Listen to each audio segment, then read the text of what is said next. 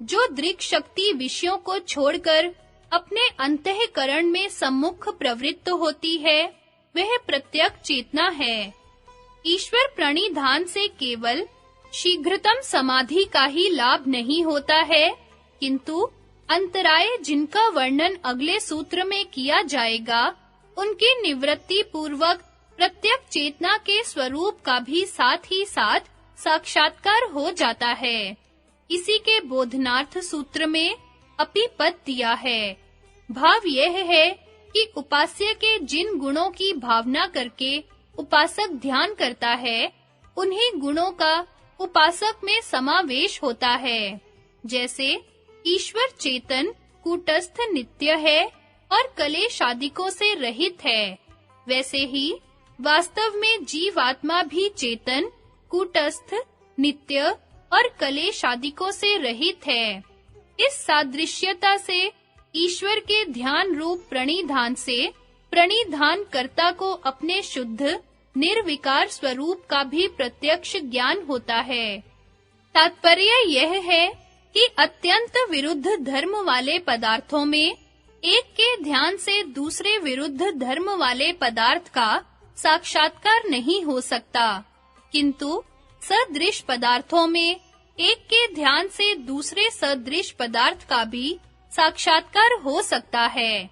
जैसे एक शास्त्र के अभ्यास से सदृश अर्थ वाले दूसरे शास्त्र का भी ज्ञान हो जाता है।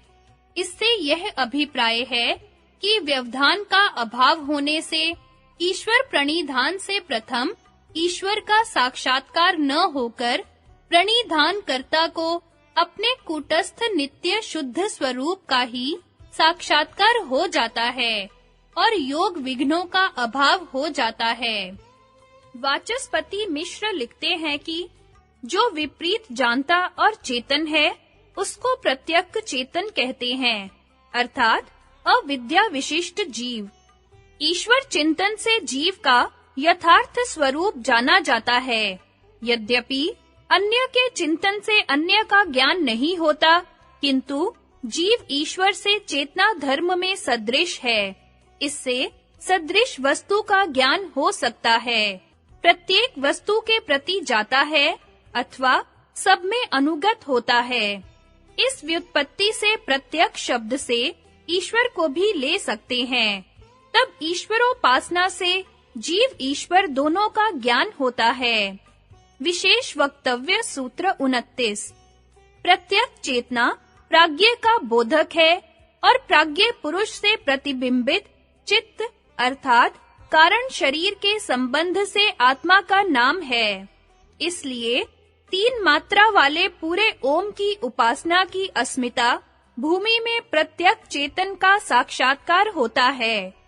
चित्त के उच्चतम एकाग्रता की अवस्था में रजस तमस का आवरण हट जाने से सत्व की स्वच्छता और निर्मलता में योग के अंतरायों का भी अभाव हो जाता है।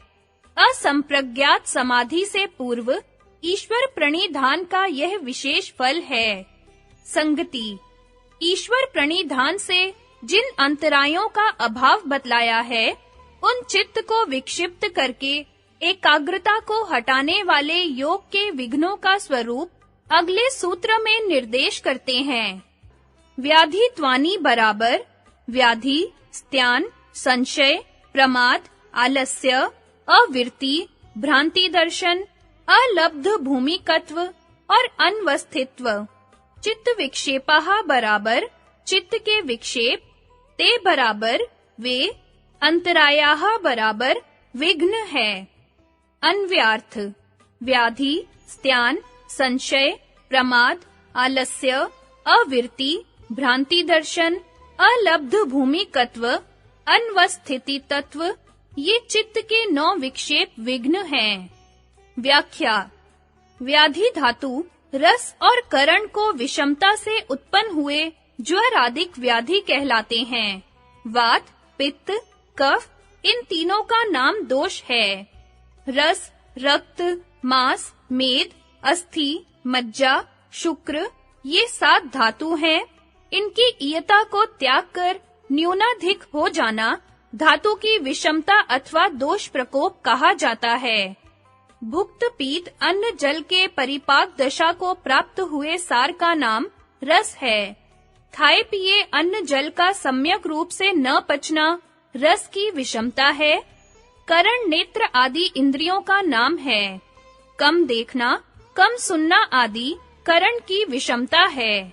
स्त्यान, चित्त की अकर्मण्यता अर्थात इच्छा होने पर भी किसी कार्य को करने की सामर्थ्य न होना। संशय, मैं योग साधन कर सकूंगा कि नहीं कर सकूंगा, करने पर भी योग सिद्ध होगा या नहीं, इन दो कोटियों का विषय करने वाला ज्ञान संशय है। प्रमाद, समाधि के साधनों का अनुष्ठान न करना। आलस्य, चित्त अथवा शरीर के भारी होने के कारण ध्यान न लगना। शरीर का भारीपन कफ आदि के प्रकोप से और चित्त का भारीपन तमोगुण की अधिकता से होता है। अविरति, विषयों में तृष्णा बनी रहना अर्थात विषय इंद्रिय संयोग से चित्त की विषयों में तृष्णा होने से वैराग्य का अभाव। भ्रांति दर्शन, मिथ्या ज्ञान है। अलब्ध भूमिक तत्व, किसी प्रतिबंध वश समाधि भूमि को न पाना अर्थात समाधि में न पहुंचना। अनवस्थित तत्व, समाधि भूमि को पाकर भी उसमें चित्त का न ठहरना अर्थात ध्येय का साक्षात करने से पूर्व ही समाधि का छूट जाना। उपर्युक्त 9 विघ्न एकाग्रता से हटाने वाले हैं और चित्त की वृत्तियों के साथ होते हैं, उनके अभाव में नहीं होते। इस कारण चित्त के विक्षेप योग के मल, योग के अंतराय और योग के प्रतिपक्षी कहलाते हैं।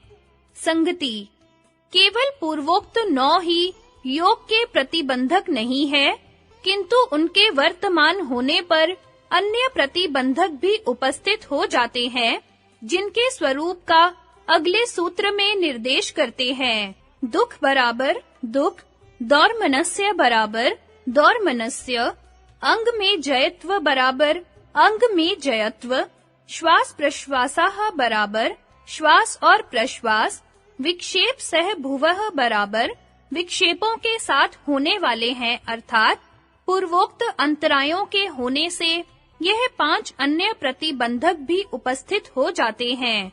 अन्व्यार्थ, दुख, दौर्मनस्य, अंग में जयत्व, श्वास प्रश्वास ये विक्षेपों के साथ होने वाले हैं अर्थात उनके होने से ये 5 प्रतिबंधक भी उपस्थित हो जाते हैं। व्याख्या, दुख, पीड़ा जिसकी चोट खाकर उसके नाश करने का यत्न करते हैं, वह आध्यात्मिक, आधि भौतिक और आधि दैविक भेद से 3 प्रकार का है। उनमें से काम, क्रोध आदि जन्य मानस परिताप और व्याधि आदि जन्य शारीरिक परिताप आध्यात्मिक दुख कहलाते हैं।